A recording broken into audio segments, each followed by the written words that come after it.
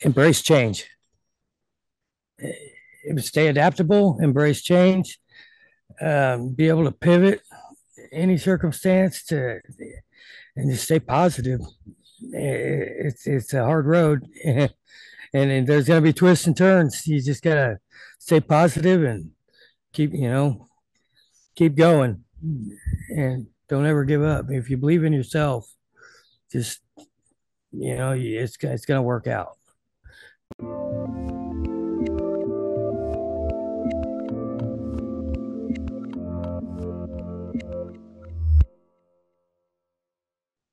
Hey everyone, this is Devin Miller here with another episode of The Inventive Journey. I'm your host, Devin Miller, the serial entrepreneur that's grown several startups and 7 and 8 figure businesses, as well as the founder and CEO of Miller IP Law, where he helps startups and small businesses with their patents and trademarks. You ever need help with yours? Just go to strategymeeting.com, grab some time with us to chat, and we're always here to help. Now, today we've got another great guest on the podcast, Eric Miller. And Eric, no relation to me, is Devin Miller, but Eric started his journey and went from 11 or skipped from 11th or 7th to 11th grade, but never necessarily graduated, but started working in crane operation industry. Dad lost his job, so they had to sell his house, ended up moving to Florida and ended up being homeless for a period of time. But after which was sent off to diving school and started doing that. And then started doing golf ball diving, still doing that, and has also started working on ways to improve the industry as well as minimize the deaths in the industry. So, with that much as introduction, welcome on the podcast, Eric. Hey, thank you very much. Good to be here. Absolutely. So, awesome. Well, excited to have you on and looking forward to a great episode. So, I just gave a much quicker overview to a longer journey. So, why don't we rewind and unpack that a little bit and tell us a little bit about how your journey got started in high school? It started out like a trouble kid, and I just got in trouble all the time. I jumped up from 7th to 11th, and it was a quick jump, but I never did graduate. I didn't think I needed school. I was just trouble. But and then I started printing. Jumped to printing press operator. I never graduated, but it never really affected me. At least I haven't seen it yet. So, and then from there I went to taxidermy. I've been Well, let all. me just back up just a little bit just to dive in. So you were going through high school, you jumped some grades. I think when we talked before, you got to 11th grade. Now, what was it? Was it kind of a conscientious decision? Hey, school's not for me, or I don't see the benefit, or is it more of hey, or want to help out with the family, or want to get into the working world, or kind of walk us through how you ended up making that decision to go in that direction? Well, like I always like I never really, it wasn't that I couldn't do it. It's just I didn't feel like it was back then. I didn't feel like I was really gaining anything from it because I knew, I already knew what they were trying to teach me. I was just bored and I just, I just didn't think it was for me. Hmm. I was better, I didn't really have a home. I had a single father, he worked very hard and, my whole life. But he worked too hard. He worked 16-hour days and he worked in the printing industry also. And there was just nobody home. And I was just out running around doing whatever. And it's not that he didn't love me. He just workaholic. So I thought, and I thought I didn't need it. And I wish I could go back maybe and just do that final year Hmm. and get a diploma, but I've never really seen it drag me down yet. There's been a couple things but I Now, so you get in, so it makes sense. So now you kind of go in that direction. So you're coming out, 11th grade, decide to go in a different direction than continue on in schooling. And hindsight 2020 may have decided or may have kept with it, but it sounds like or certainly was a direction that made sense for you. So you said that you come out and you did taxidermy, and I think at one point you're a crane operator. So kind of walk us through on that part of the journey as you're entering into the working world, how you decided kind of what direction you were going. the opportunities really they came to me. I had a child. I had a child when I got into the printing industry. Had a child. Um, so I was working at a I was working as like a prep cook at a at a truck stop. So I went, and the only thing around my area was like printing industries. So I went and got a job at one of the printing industries in the town just a mile from me. My dad was in the printing industry, and from there I quickly moved up to become head pressman. I started running a Heidelberg M130. Like it's a 5/5 press. We did blowing. Well, we did like anatomy posters Mhm. for like you walk in into a doctor's office, you got posters up there. That's what I did. Basically, sheeter press, anatomy posters to learn how to set color and everything. And then I had the I had the opportunity to start self-taught taxidermy, and then won a couple awards doing that. So I jumped into taxidermy, started my own business doing that full time and everything, um, and started going that route. And then from there, uh, I got into like heavy machinery operation. I was That was the next step. I had one of the guys I was working with, um, Tony Coberline. He knew a heavy machine operator that needed one, and I was trying to get out of the taxidermy industry because Mm. it was so much time for it was good money coming in, but you were married to it. You never had any free time.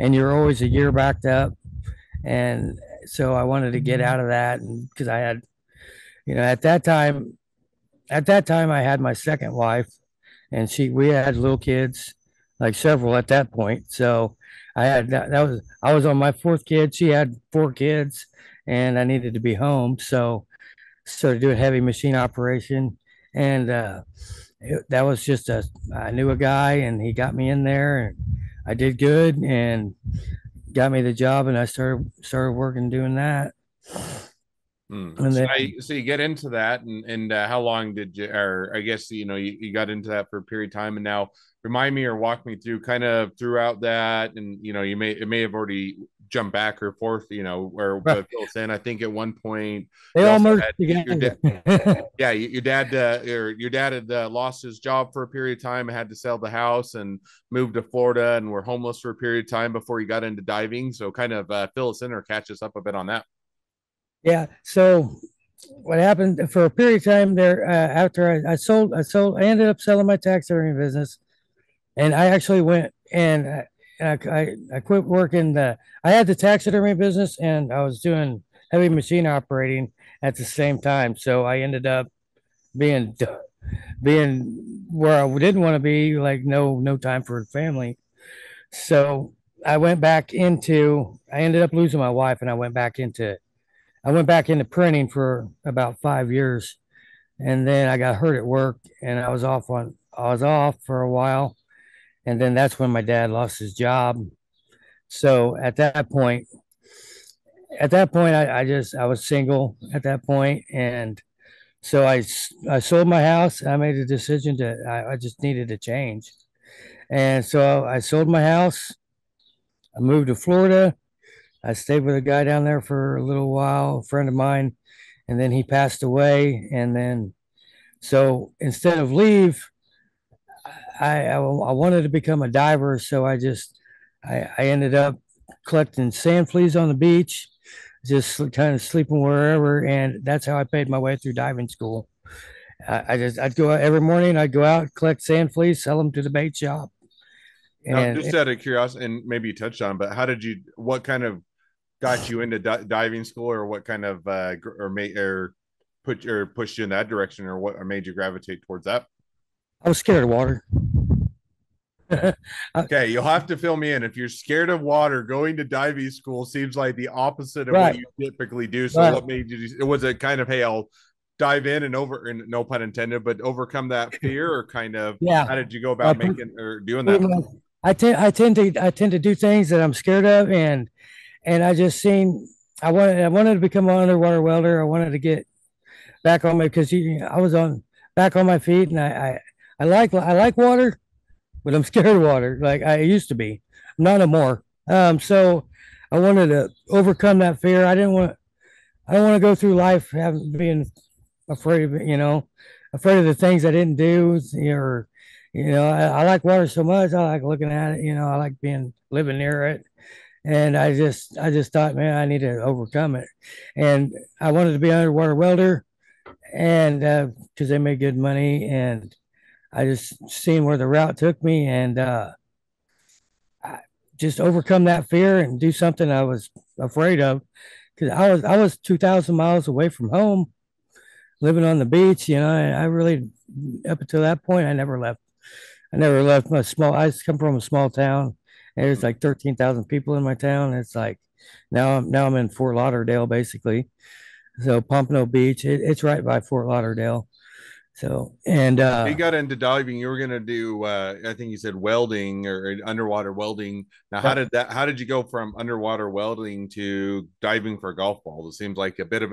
I understand both of them are It's a diving, but they're bit a of a bit of a bump, ain't different it? field. So, how did did you start out doing the welding, or did you go right into diving for golf balls, or kind of walk us through that a bit?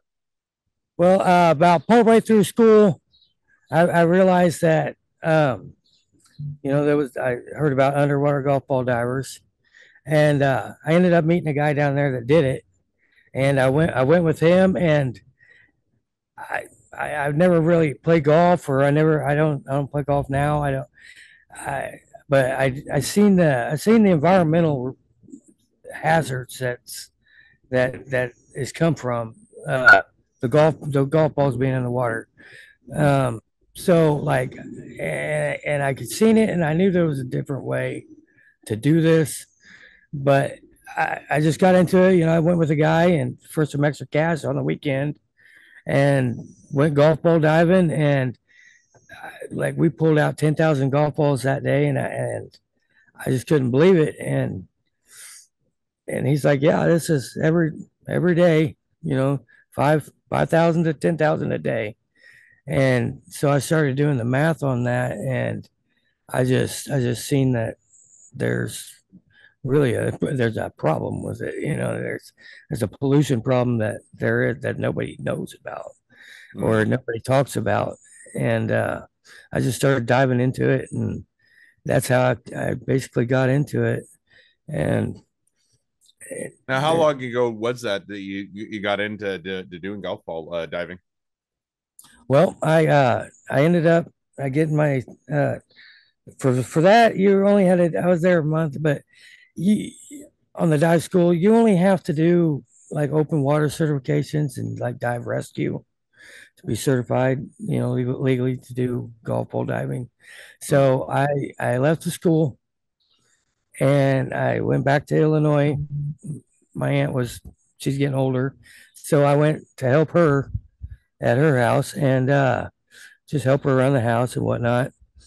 And I just started collecting diving gear, and just started building up, and getting ready to start golf ball diving myself. And at that point, it was just I'm gonna go golf ball diving, try to clean up the waters, and make some money selling golf balls. And that's what it started out as. And then I had a scare, to where I had a generator running. I run hookah system. It's a line that goes down to a mask, full face mask, and I'm down there, and my generator quit. And so next thing you know, I take a breathe in, and I know that I'm out of air. So I come up, I come up and I hit the surface. I pulled the mask off. And when I did, I forgot about the 60 pounds of golf balls that I had on me. And it broke me back down. So I took a breath of air or breath of water instead of air. And I about drowned. But luckily, I got up to shore. I'm up there puking up water. And luckily, I was okay. But when I come up to look to see what was going on with the generator, I had an assistant up there. He's up there trying to start the generator. So I started a safety program after that for protocol. It was just so many mistakes in the beginning. And so I thought, man, there's got to be a better way to do this. And there's got to be a more, because one person down there just grabbing golf balls, you're not getting them all. And the safety factor with it is outrageous. There's only 100 golf ball divers in the United States. Hmm. So, and like a couple years ago, like we lose one or two every year. So it puts if we lose three guys, it puts us at like 54% more likely to die at this job than any other job, which is higher than underwater welding, which is the most dangerous job in the world. So just out of curiosity, or just as a follow up question, because if you say there's around 100 or so that do that across the country, do they go around to all the different golf ball or golf courses, or do they mainly focus on the big ones, or is it kind of more of a traveling job or a local area, or kind of 100? I would assume there's quite a few golf courses across the U.S. So how do you kind of decide which golf courses that you're going to work at? Well, the way it is now, see, the underwater golf ball diving industry was founded off of people stealing golf balls at night, and then they decided, hey, we can just ask this, we can just ask the golf course, and we don't have to steal them, and it become lucrative that way. So you've got, how do you get you just get your contracts? Like you just call, you just pound pavement and call numbers and call golf courses and see if they got anybody diving, if they're interested, and how it goes. And the bigger companies, they got you got two of them, Lost Golf Balls, the PG, and they got contracts all across you know the country, and they just employ divers, send divers out. A lot of them are missed. There's every day I come across a golf course that hasn't ever been dove. There's 15,000, roughly around 15,300 golf courses in the United States that have water on it that are able to be dove, and probably half of those have never been dove. And golf courses are everywhere. So interesting. So now, just so you've been doing this for a number of years, and kind of going down that route. Now, if I remember right, at some point, you started to also expand the business or look to increase the level of safety as well as the tools that are at the disposal of those that are within the industry. So maybe walk us through a little bit as to where what you're looking to set up, or where you're at, or kind of how that's going so far. okay, well, as of now, like I created a coded software and we're going to be, what it does is it sonars down from satellites now. It tells me how many golf balls are in the pond, where they're at, and it's integrated in with augmented reality. So now, before golf ball diving is, you dive down, you've got zero visibility, you're just grabbing by feel, you don't know where anything's at. So, but now with the augmented reality and my software, you'll have a scuba mask with a screen on it. It'll light up the golf balls. It'll tell you where they're at, how many's in there. It'll tell you if you've got alligators coming at you. It'll tell you if you've got snapping turtles. It'll warn you of dangers before they get to you. Because a lot of guys get attacked by alligators. A lot of guys die that way, especially in Florida. Florida's got the most golf courses, and there's the most risk there too. So and then it's also integrated with the automated retriever to where the software will it'll scan the ponds every day at the end of the day, and then it'll send an automated retrieval out that and it pick them up. So it'll eliminate golf ball pollution forever and try to minimize the risk and the dangers of golf ball diving if you have to go in with the augmented reality system. Awesome. So now, excuse me. Excuse me. There's a couple sneezes for the live audience. But now walk us through. So you're that's what you're working on doing. Is that kind of at the conceptual stage, prototype stage, out there in the marketplace, kind of as you're looking to offer those for tools, kind of where things at today? I'm at the funding stage for it. I've got the baselines wrote out, a lot of the coding done. Um, I'm just I'm at the funding stage on that.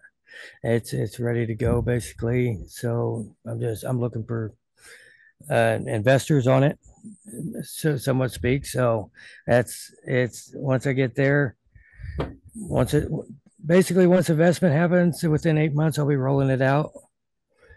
So got the company that'll build it and everything. I've got all the coding and everything pretty well their baseline done. So I'm not a coder, so I just I mean I did the coding, but it's gonna take front it's gonna take a team because it's very complicated. So I'm not really I'm Well, I'm sounds tech, like but I'm not. a good stage to be. Got some of Yeah. the initial work done. Now looking to take it to the next level, and they Yep. are looking for the opportunity to collaborate or to bring other investors on and team members to bring it to fruition. So it sounds like an awesome place to be. Well, kind of as we've now reached the present day of the journey and kind of hearing about a bit of where things are at. Great time to transition to the two questions I always like to ask towards the end of each episode. So we're going to dive to those or jump to those now. So the first question I'd like to ask is: along your journey, what was the worst business decision you ever made? What'd you learn from it? Well, as I reflect on my journey, um, I guess the worst business decision was underestimating the importance of scalability. Initially, I focused more on short-term gains without considering the business would sustain and grow in long term. Hmm. This I learned a crucial lesson of prioritizing, scaling, and planning for the future from the outset. So, and yeah, it's basically someone's just starting out or small business top And that's like advice. you're saying you're cutting me off with the past, but I'll ask the question just for the audience. But now the second question I like to ask, which is where you're headed, is now if you're talking to somebody that's just getting into a startup or a small business, what would be the one piece of advice you give them? Embrace change. Stay adaptable, embrace change, be able to pivot any circumstance to and just stay positive. It's a hard road, and there's gonna be twists and turns. You just gotta stay positive and keep going, and don't ever give up. If you believe in yourself, just it's gonna work out. So just stay adaptable. Awesome. Well, I definitely that's a good mistake to learn from, as you mentioned, and also a great takeaway as far as a piece of advice. So definitely some great information. So, well, now as we do wrap up, if people want to reach out to you, they want to be a customer, they want to be a client, they want to be an employee, they want to be an investor, they want to be your next best friend, any or all of the above. What's the best way to reach out to you, contact you, find out more? That'd be Golf Tech Solutions number two at gmail.com. So that's tech is spelled TECH. And I'll be happy to have either one of those things. So Awesome. Well, I definitely encourage people to reach out, support a great business, make a new connection. If nothing else, make a new best friend. So, with that, absolutely. thank you again, Eric, for coming on the podcast. It's been fun. It's been a pleasure. Now, for all of you that are listeners that are out there, if you have your own journey to share and you'd like to be a guest on the podcast or our newly launched webinar series, we'd love to have you. So, just go to inventiveunicorn.com, apply to be on the shows. couple more things as listeners. Make sure to click share, subscribe, leave us a review. Helps us to reach even more startups and small businesses to help them along their journey to success. And along that note, if along your journey you ever need help with patents or trademarks or anything else with your startup or your small business, just go to strategymeeting.com, grab some time with us to chat, and we're always here to help. Well, thank you again, Eric, for coming on the podcast, and wish the next leg of your journey even better than the last. All right, thank you. You